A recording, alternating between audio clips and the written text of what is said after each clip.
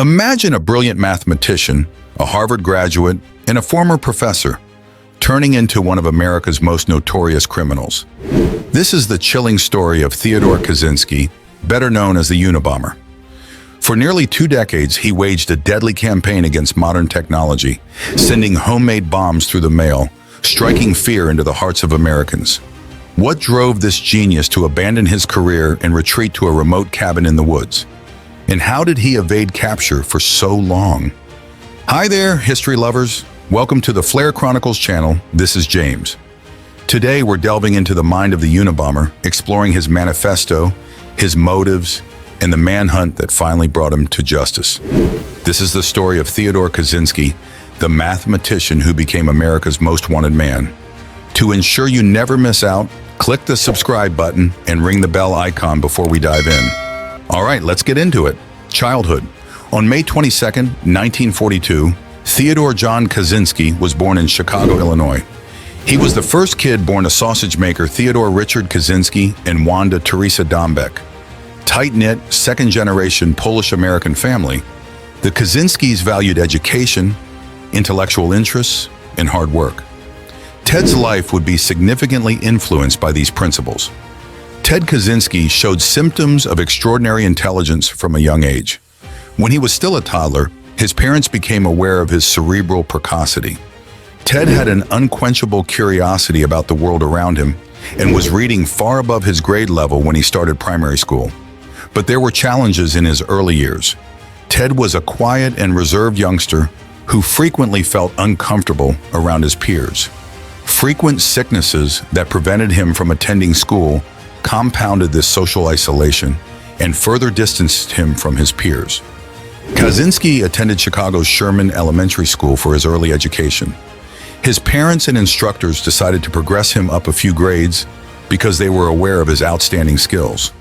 Because of this acceleration, he was enrolled in classes with far older students, which made him feel even more alone and different.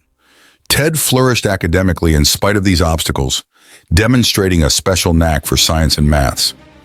During his time at Evergreen Park Community High School, Ted experienced a combination of notable accomplishments and increasing social disengagement. He kept doing exceptionally well at school, especially in maths.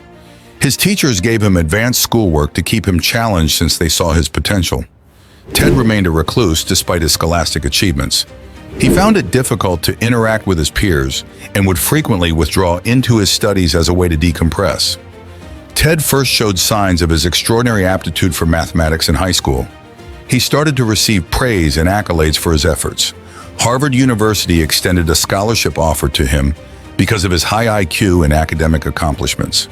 Ted completed his high school education in 1958 at the age of 16, received the scholarship, and started a journey that would take him into one of the most esteemed academic institutions in the world. Ted's admission to Harvard at such a young age was a major obstacle as well as an amazing accomplishment. Despite being younger than the majority of his peers, he felt even more alone because of the academic and social demands he faced at Harvard. Still, he persisted, throwing himself into his studies with the same fervor that had marked his previous academic career. In 1962, Kaczynski earned a Bachelor of Arts in Mathematics from Harvard. The University of Michigan was his next stop, where he completed his graduate work. Kaczynski maintained his academic excellence at Michigan. In mathematics, he received a master's degree in 1964 and a doctorate in 1967. His colleagues and instructors held his doctoral dissertation, Boundary Functions, in the highest regard. It proved not only his intelligence, but also his inventiveness and precision in solving difficult and abstract mathematical puzzles. Kaczynski's social isolation worsened during his time at Michigan, despite his academic success. He didn't have many acquaintances and favored to be by himself, immersed in his studies. He had developed this pattern of strong academic attention and social disengagement early in childhood, and it only got worse as he advanced through further school. Career in academics. Theodore Kaczynski, just 16 years old, was awarded a scholarship to attend Harvard University in 1958. For someone so young, Harvard was a place of tremendous intellectual challenge and pressure to perform academically. Kaczynski was enrolled in the psychological research program, run by Henry Murray, which sought to determine how stress affected behavior in people. Participants in this program underwent extensive, frequently upsetting psychological testing, including protracted periods of seclusion. There has been much discussion and conjecture about how these experiments affected Kaczynski's mental condition. Some contend that they might have made him feel more alone in society and aided in his eventual radicalization. Notwithstanding these difficulties, Kaczynski's mind kept developing. He chose mathematics as his major since it gave him the opportunity to study abstract and challenging issues. Harvard instructors noticed Kaczynski's exceptional talent. 1962 saw him finish his bachelor's degree in mathematics with honors. Throughout this time, he was a voracious learner and showed a profound engagement with mathematical theory in his academic work. Following his graduation from Harvard, Kaczynski attended the University of Michigan to complete his graduate work in mathematics. He kept up his good work at Michigan, receiving a Master of Arts in 1964 and a PhD in 1967. The work Boundary Functions, his PhD dissertation, made a major contribution to the subject of geometric function theory. Professors held Kaczynski's dissertation in the highest regard as it delves into intricate mathematical principles. One of his dissertation advisors, Alan Shields, praised Kaczynski's work, pointing out its depth and uniqueness. Kaczynski won multiple honors for his academic achievements at Michigan, including the Sumner B. Myers Prize for the year's finest mathematics dissertation, Berkeley, California University. Following his doctoral studies, Kaczynski joined the University of California, Berkeley, as an assistant professor of mathematics in 1967. He was one of the department's youngest faculty members at the age of 25. His admission to such a distinguished university was evidence of his extraordinary talent and the prospect of a successful academic future. But Kaczynski's tenure at Berkeley was characterized by a growing sense of disappointment and discontent. Despite his effectiveness as a teacher, he found it challenging to fit in with the academic community because of his reclusive personality and unwillingness to interact socially with both colleagues and students. He was said to have a competent but unimpressive teaching approach and had trouble connecting with his students. Just 2 years into his tenure at Berkeley, Kaczynski abruptly left his job in 1969. His co-workers and pupils were shocked by his departure because they considered him to be a bright young scholar. The lack of a precise explanation in Kaczynski's resignation letter left many to speculate as to why he left abruptly. This was a significant turning point: the Montana cabin and additional retraction. Kaczynski returned to his parents' house in Lombard, Illinois, after leaving Berkeley. He took a short job at his brother's foam rubber plant during this time, and then made the decision to completely withdraw from society. After buying a piece of land close to Lincoln, Montana, in 1971, Kaczynski constructed a small, rustic cabin there without running water or electricity. His goal was to live a modest, independent existence apart from the shackles of contemporary industry and technology. Kaczynski kept up his anti-industrialization and anti-technology views in the seclusion of his Montana cabin. He read, wrote, and performed light manual labor during the day. He was able to explore his ideological beliefs more deeply and formulate a radical ideology during this time of seclusion, which would ultimately drive him into violence. Writings from this era by Kaczynski show a man who is very concerned about how technology affects both the environment and human freedom. He felt that the advancement of technology robbed people of their freedom and sense of connection to the natural world, and that it was an intrinsically destructive force. His criticisms were not just scholarly. They stemmed from a deep sense of estrangement from himself and a need to return to a more straightforward, genuine life.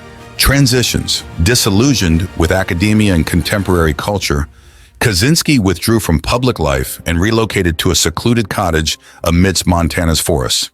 Here, in the peaceful seclusion of the forest, he started to develop his anti-industrialization and anti-technology views. His newfound blissful simplicity stood in stark contrast to the disorder and intricacy of contemporary society, and he began to believe more and more that the advancement of technology was bringing humanity closer to calamity. Writings from this era by Kaczynski show a guy who is profoundly worried by the effects of technology on both the natural world and the human spirit. He thought that industrial civilization was damaging and dehumanizing, and that humanity's existence depended on a return to more basic, prehistoric lifestyles. The campaign Unabomber. Kaczynski's ideological beliefs took a sinister and violent turn in the late 1970s. He started a bombing campaign that was directed against the people and organizations he thought were in charge of industrialization and technological growth. In 1978, he sent his first bomb to Northwestern University, starting a 17-year reign of terror. With time, Kaczynski's techniques became increasingly complex and lethal. He made sure his bombs would be hard to track down by carefully crafting them by hand. His targets included technological businesses, airlines, and universities. As a result, he became known as Unabomber, which stands for University and Airline Bomber. In addition to his bombings, Kaczynski sent a number of letters and press releases outlining his strong anti-technology stance. He threatened to carry out his bombing campaign unless the manifesto, Industrial Society and Its Future, was published in 1995 and submitted to significant newspapers. In the manifesto, he outlined his case for violent resistance, claiming that environmental degradation and human freedom were being undermined by technological advancement. Discovery and acquisition. To find the Unabomber, the FBI conducted one of the biggest and most difficult manhunts in history. Thousands of agents and many hours of work went into the Unabomber investigation. Kaczynski's tactics and intentions were difficult for profilers to comprehend, and the case went unresolved for years. The turning point was when David, Kaczynski's brother, saw a similarity between Ted's letters and the published manifesto's writing style. When David called the police, Kaczynski was taken into custody in 1996. A copy of the manifesto and supplies for building bombs were among the several pieces of evidence the FBI discovered during their raid on his Montana property. Trial and imprisonment. The court case involving Kaczynski was intricate and widely reported. He tried to represent himself at first, but eventually hired a lawyer. Although Kaczynski's defense team contended that he suffered from mental illness, he denied this description, maintaining that his acts were reasonable and driven by sincere ideas. To avoid the death penalty, Kaczynski entered a guilty plea to all counts in 1998. As a result, he was sentenced to life in prison without the possibility of release. He was imprisoned at Colorado's ADX Florence Supermax prison, where he is still serving his sentence. Significance and heritage. Theodore Kaczynski's acts created a lasting impact on American culture and prompted continuous discussions over violence, freedom, and technology. His manifesto is still being studied and debated, with some contending that despite his use of violence, his criticism of technology civilization is valid. The difficulties in combating domestic terrorism and the intricacies of psychological profiling were also brought to light by Kaczynski's case. His prolonged period of evasion from arrest highlighted the challenges law enforcement faces in apprehending lone offenders who don't exhibit obvious patterns or relationships. Theodore Kaczynski's life serves as a sobering reminder of the fine line that separates genius from insanity and the capacity for bold ideas to inspire terrible deeds. His is a tale of academic prowess tainted by seclusion and radical ideology, leaving behind a legacy that still piques curiosity and haunts people. We are reminded of the significance of addressing the underlying problems that push people to such extremes and the necessity of vigilance in protecting society from the threats posed by radical ideologies as we consider Kaczynski's dual life as a domestic terrorist and a mathematics professor.